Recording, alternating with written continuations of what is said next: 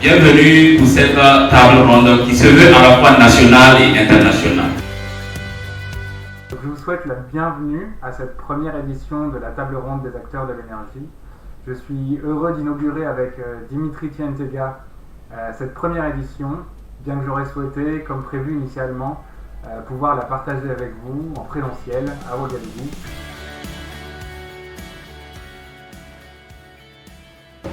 Ce matin, nous allons discuter de tous ces éléments, les défis dans le secteur de l'énergie solaire ainsi que les perspectives. Au Burkina, nous avons moins de 50 à 60% de couverture du réseau électrique. La solution, c'est l'énergie solaire. D'accord? Mais dès lors que, tant que nous ne changeons pas notre politique sectorielle, tant que nous n'accompagnons pas les acteurs du domaine, et tant que nous n'investissons pas dans l'éducation et que nous n'améliorons pas, nous ne transformons pas notre façon de voir les choses, notre vision dans ce domaine-là, pour ma part, clairement, nous ne pourrons pas et nous n'arriverons pas à exploiter cela. Et donc, qu'est-ce que l'Afrique a besoin? C'est vrai, on a besoin d'expertise, des jeunes, des initiatives comme ce que nous sommes en train de mener. Nous avons besoin de se former davantage dans tous les secteurs. Et au-delà de cela, j'allais dire, on a besoin d'argent, mais l'argent, ce n'est pas de l'argent liquide comme on pourrait le penser, mais on a plus besoin d'une très bonne collaboration, des partenariats vraiment gagnant-gagnant avec les autres États. Aujourd'hui, j'estime que au sein de nos écoles, au sein de nos écoles supérieures, nos études ne sont pas adaptées. Vous le constatez, on en parle depuis, ça n'a pas changé. On étudie souvent des choses qui datent depuis les années 90. Je ne voudrais pas que l'on dise qu'il faut définir pour l'Afrique une transition énergétique. Il faut être responsable. La transition énergétique, c'est la transition énergétique.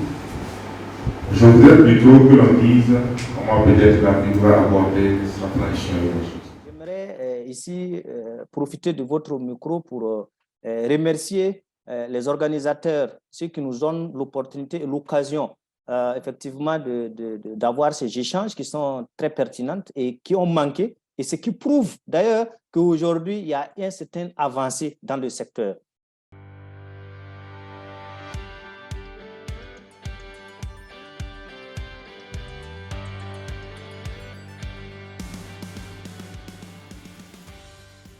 Je ne dirais pas que forcément les hommes sont plus tenaces. Parce qu'effectivement, on travaille avec des hommes, mais on était dans les mêmes conditions de travail. Mais on s'en sortait sans problème. Et je ne suis pas la seule. On est nombreuses dans la filière à avoir fait cela. Même pas dans cette filière. Dans beaucoup de filières, par exemple, les femmes en génie civil, ou aussi ont excellé là-dedans, même étant des femmes mariées et non mariées. Il faut voir les deux aspects, hommes et femmes. Et pour que l'énergie puisse atteindre un objectif optimal, il y a une prise en compte des besoins de ces deux cas-là. Ou lorsque nous remarquons dans les appels à projets, il est toujours demandé un pourcentage d'implication des femmes beaucoup plus élevé que celle des hommes.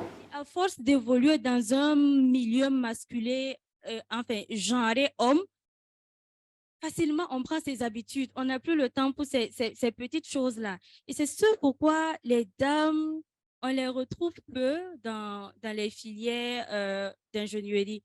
Et souvent, nous-mêmes, on nous confond à des garçons, on nous prend pour des bandites, entre griffes, alors que non, on est juste en train d'essayer de vivre nos passions. Ce n'est pas un métier physique, c'est d'abord un métier intellectuel. L'ingénieur doit concevoir, l'ingénieur doit réfléchir, l'ingénieur doit trouver des solutions ingénieuses.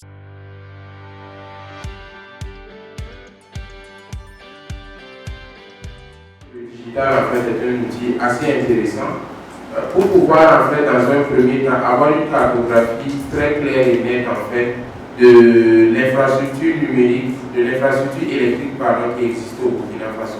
Je pensais que la Sonavel devrait peut-être créer sa propre petit moyen de paiement, voilà, pour que les gens puissent acheter. Et là maintenant, ils font le suivi, savoir quelle est ma consommation, quels sont les outils. Et là, ça les permet de se réapprovisionner sans que cela ne puisse avoir des ruptures, en fait.